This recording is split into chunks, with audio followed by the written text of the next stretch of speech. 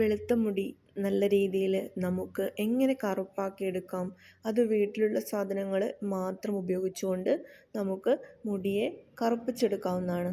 അപ്പോൾ ഇതിനാവശ്യമുള്ള ഇൻഗ്രീഡിയൻസ് എന്ന് പറയുന്നത് വീട്ടിൽ കിട്ടുന്ന സാധാരണയുള്ള ചെമ്പരത്തിയില, അതുപോലെ കറിവേപ്പില, പിന്നെ നമ്മൾ എടുക്കുന്നത് പനിക്കൂർക്കയുടെ ഇലയാണ്.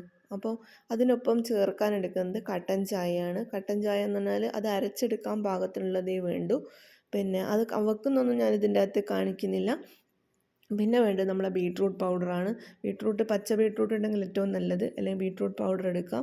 അപ്പോൾ സാധാരണ പോലെ ഇതിനകത്ത് ഒരുപാട് നമ്മൾ വളച്ച് കെട്ടി പറയുന്നൊന്നുമില്ല. ഏറ്റവും സിമ്പിളായിട്ട് ഏറ്റവും സമയത്തിനുള്ളിൽ ചെറിയ സമയത്തിനുള്ളിൽ പറയുകയാണ്. ഇപ്പോൾ ചെറിയ കട്ടൻ ചായയാണ്. പിന്നെ അപ്പോൾ ഇത് എല്ലാം എടുത്ത് സമം ചേർത്ത് അരച്ചെടുക്കുക. ഇതിൻ്റെ അകത്ത് കൂടുതലായിട്ട് ഉൾക്കൊള്ളിക്കാൻ പറ്റുന്നുണ്ടെങ്കിൽ അത് കറിവേപ്പിലയും അതുപോലെ തന്നെ ചെമ്പരത്തിയാണ്. കാരണം പനിക്കൂർക്കയും നല്ലതാണെങ്കിലും അതിൻ്റെ മണം ചിലവർക്ക് പിടിക്കണമെന്നില്ല. അപ്പോൾ നമുക്ക് ആവശ്യത്തിന് മാത്രം ഉണ്ടാക്കിയിട്ട് ഉപയോഗിക്കാവുന്നതാണ്. അതുപോലെ അടുപ്പിച്ച് ഒരു 3-4 ദിവസം തേച്ചാൽ നല്ല കറുത്ത കളറായിരിക്കും ഉണ്ടാകുന്നത്. അങ്ങനെ എന്ന് വെച്ചാൽ അത് ഒരു പെർമനൻറ്റ് കളറൊന്നുമല്ല, നമുക്ക് കുറച്ച് കാലത്തേക്ക് ആ കളറ് നിലനിൽക്കും.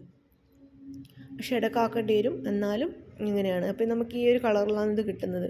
ആദ്യം തേക്കുന്ന സമയത്തൊരു ചെമ്പിച്ച കളർ പോലെ ഉണ്ടാകുന്നുള്ളൂ. അതിന് ശേഷം കുറച്ചും കൂടി നല്ലൊരു കളർ കിട്ടും.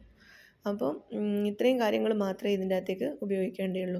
പല പല ടിക്സ് ഇത് ചെയ്തുകൊണ്ട് നമുക്ക് കറുപ്പിച്ചെടുക്കാവുന്നതാണ്.